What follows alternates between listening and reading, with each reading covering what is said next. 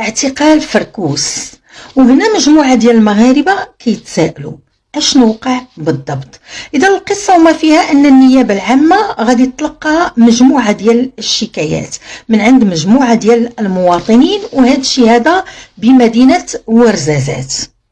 هاد المواطنين غادي يقولوا بانهم تعرضوا لاحتيال وللنصب من طرف فركوس. يقول الناس بان عنده علاقات اللي هي نافذه داخل الاوساط ديال القضاء، داخل اوساط ديال المحاماه، يعني ان عنده يد طويله مع الدرك الملكي وكذلك مع السلطه المحليه بورزازات. وتيقول للناس اللي عنده شي مشكل انا غادي نحلو ليه.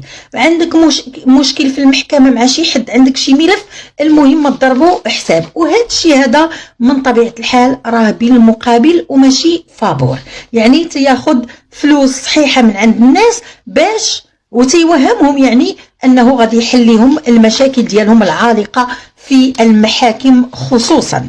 يعني اكثر من هذا الشيء هذا غادي يتظاهر انه شي مرات تيتظاهر بانه قاضي او تيتظاهر بانه محامي، يعني تيحاول يجيب واحد اللبسه ما عرفت كاع منين تيدبر عليها وتيلبسها، وكيتلاقى دوك الناس لابس ديك اللبسه، اذا تيوهمهم بانه محامي باش تيثبت